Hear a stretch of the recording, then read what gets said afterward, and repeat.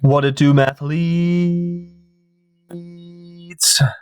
Thank you for turning in to another exciting video lecture here. We are going to talk about solving radical equations with a rational exponent. Now, little refresher on the old rational exponents. This is a little cloud that I'm going to draw here. Remember that we have a rational exponent. It is the exponent over the index. That means that your top number is going to be your exponent, the top number meaning the numerator, and the bottom number or the denominator is going to be your index. That's helpful to us if we want to turn a rational exponent into a radical expression or radical form. So here's what I need to do.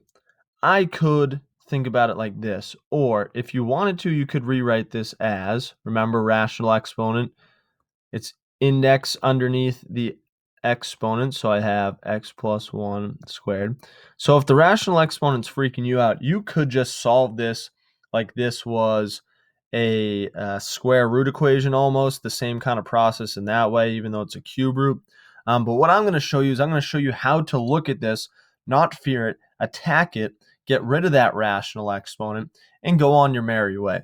So the thing of most importance here is I have to isolate this expression here, the expression with the rational exponent. The only way I can do that is by dividing by 3, because that 3 is multiplying, or that x plus 1 to the 2/3 is being multiplied by 3. The only way to get rid of multiplication is division. No, I can't distribute that 3 in, because think about it in this form. Could I distribute that 3 into the cube root? No, I couldn't.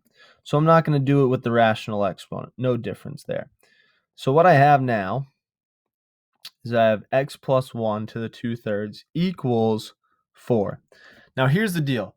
The way that I get rid of the rational exponent is I just have to use the reciprocal of the rational exponent. What do I mean by reciprocal? Just take that 3 and flip it up to the top. Take the 2 and flip it down to the bottom.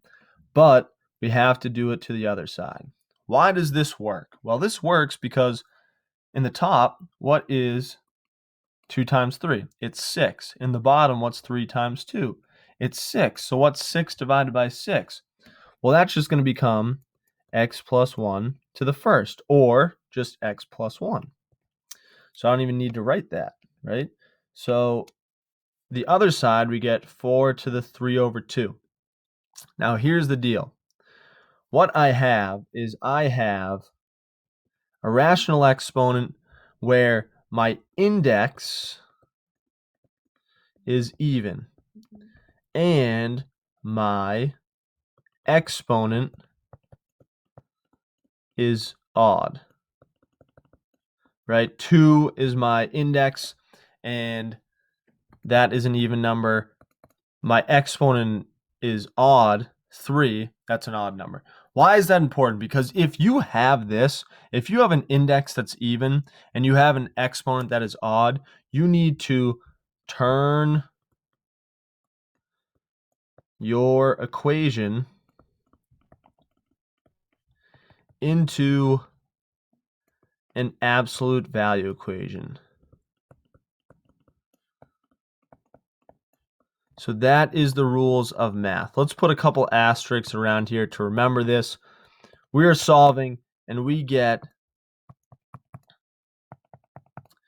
an index that's even and we get an exponent that is odd. We have to turn our equation into an absolute value equation. So let's do that. What's going to happen is this is going to become x plus 1 equals 4 to the 3 over 2. I just have to put some absolute value bars around that x plus 1. And what I want to do is I want to actually simplify this 4 to the 3 over 2 a little better. I'm going to do that by just turning it into a radical, right? So the thing I had above with the exponent over index, that's going to help us here, because this is going to turn into the square root of 4 to the third. The square root of 4 to the third is just the square root. 4 to the third becomes 64. And that's just going to give me 8. All right, and on the left side, nothing's changed. I still have x plus 1, still have x plus 1 there. But here's the deal. Now that my absolute value bars are isolated, remember, if you remember this from freshman year Algebra 1, this should become x plus 1 equals 8 and x plus 1 equals negative 8.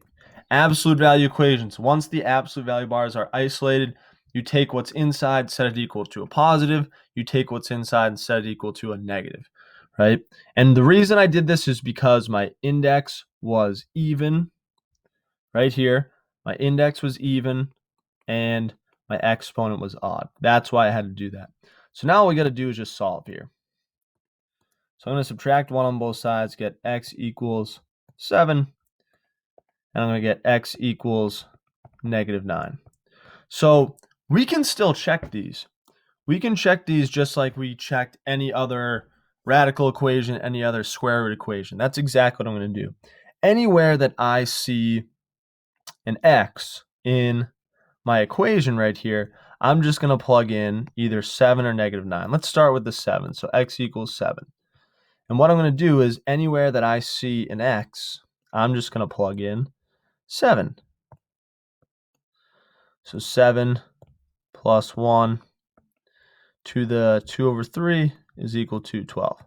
So I just have to use order of operations, not be afraid of this, and I just got to solve it. So I have 7 plus 1, which is 8 to the 2/3 equal to 12. And I want to actually isolate this. I think it's going to be a little easier. So I'm just going to divide by 3 on both sides. I'm left with 8 to the 2/3 equals 4. So we have to simplify this 8 to the 2/3 and see what we can get. So remember, exponent over index. So this turns into the cube root of 8 squared equals 4. So the cube root of 8 squared is 64. And the cube root of 64 is 4. So I have myself a true solution. And what I can do is I can check and see if the same is for x equals 9. So let's see if x equals 9 is a true statement or if it's an extraneous solution. So I'm going to do the same thing. Anywhere I see an x, I'm just going to plug in a negative 9.